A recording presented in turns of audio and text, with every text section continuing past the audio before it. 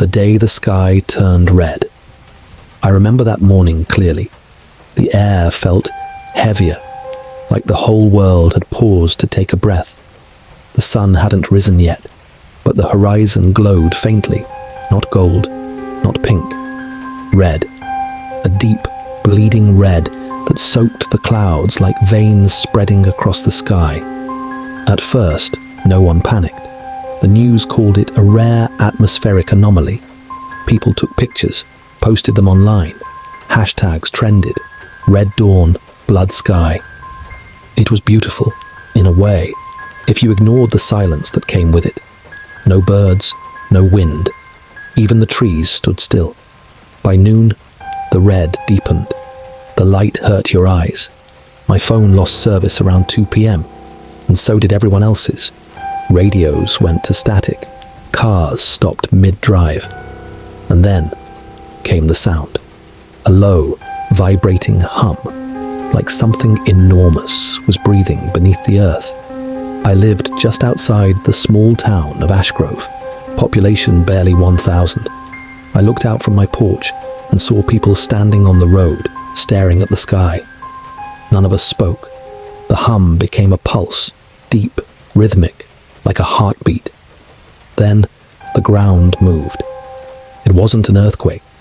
It was softer, slower, like something crawling beneath the soil. By nightfall, the red sky had turned darker, a deep, wine-colored haze that bled into the horizon. The air stank of metal. When I breathed, it burned my throat. That's when the first scream echoed from downtown. I grabbed a flashlight and started walking. The power grid was gone. Every house glowed faintly from the crimson reflection above. Then I saw it, at the edge of Main Street, a figure hunched over something on the ground. It looked human, until it moved. Its joints bent the wrong way, its limbs long and wet, skin translucent with veins pulsing underneath. It was feeding on someone, or something. The sound was like wet cloth being torn apart. I froze, my breath shaking. Then, as if sensing me, it stopped eating and turned. Its face was not a face, a mass of twitching muscle and teeth that slid across its skull like worms. It stood up, taller than any man I'd ever seen, and it screamed. The sound was not meant for human ears. Windows shattered. My nose started bleeding instantly. I ran.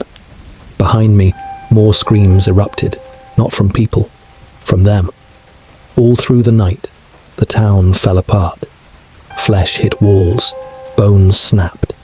I hid inside a gas station, hearing them drag bodies across the asphalt.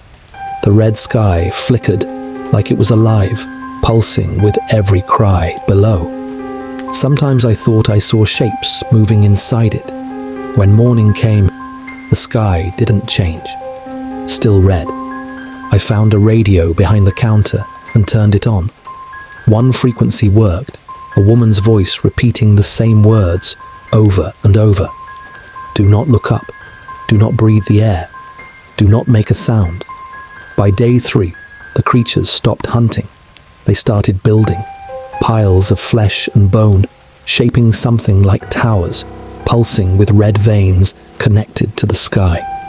Some people were still alive. I saw them, but they weren't right. They stood in the street, eyes open, looking upward, skin blistered, veins black, mouths whispering something too quiet to hear. On the 5th day, I realized what the hum was. It wasn't under the ground anymore. It was coming from the sky, and when I finally looked up, I saw them. Shapes too big to comprehend, like shadows pressed against a blood-red curtain. The smaller ones were only their children.